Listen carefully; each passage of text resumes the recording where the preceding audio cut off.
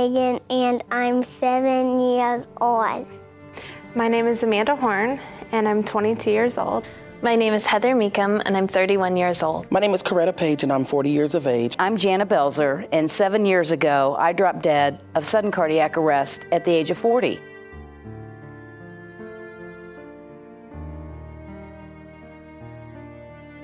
Thinking about heart disease takes me back to my grandmother around 3 years ago, when we were just sitting there having a family good time and watching TV.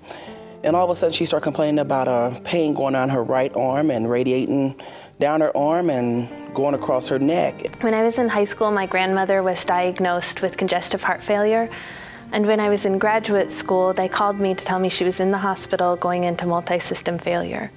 And I suffered a massive brainstem stroke just 4 years ago. I was only 18 at the time, and I had just finished my freshman year of college, so I had my whole life ahead of me. When I was a baby, I had open heart surgery. I was on vacation, and I'd gone in to change into my swimming suit, and my husband thought I took too long, and he came in and found me blue and not breathing. And I remember I tried to dial 911 on my cell phone, but I was paralyzed at this point and I was unable to do so. And I told myself, this is it, Amanda, you're dying. We went from there to the hospital, from the hospital to having all types of decisions to be made. And finally, the last decision was she may not make it through the night.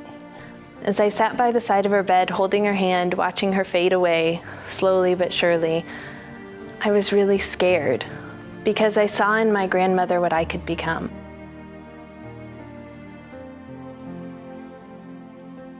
And the funny thing was, I felt like I was on top of the world. I felt like I was in the best of health, and unbeknownst to me, I was having classic female heart attack symptoms. I was uneducated, and it almost cost me my life. Like my grandmother, I had yo-yo dieted for years, and it had always been about punishing my body. And for my grandmother, it was always about taking care of others instead of taking care of herself. And I knew that was something I had learned from her.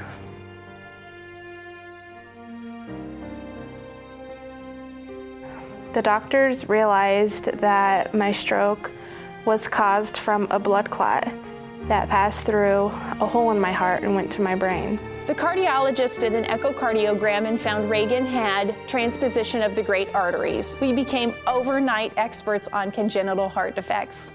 And bypass surgery wasn't the end of my treatment, it was just the beginning.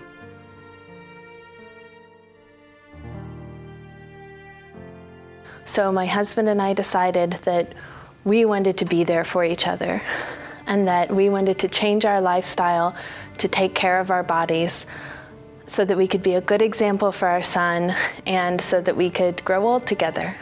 I started exercising myself. I started eating the right foods. Instead of frying, we bake. Since my stroke, I've learned to be my own advocate and to really listen to my body. I quit smoking the day I quit breathing. I actually ran a 5K last year, and I am so happy to be alive that I will eat on the good china for no reason at all. He took up cycling, and I started doing triathlons and half marathons. We know we need to be heart healthy given our circumstance, and we choose to eat right, exercise, and get routine checkups. My son and I, we go out to the park.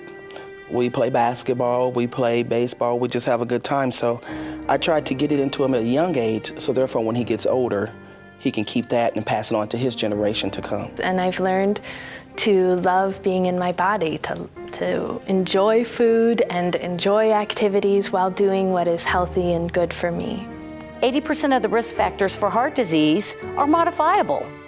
We shouldn't leave our health to chance. I don't take anything for granted, and I genuinely enjoy life. I'm thankful for every day that I'm here because I fully realize that we never know when our time will end.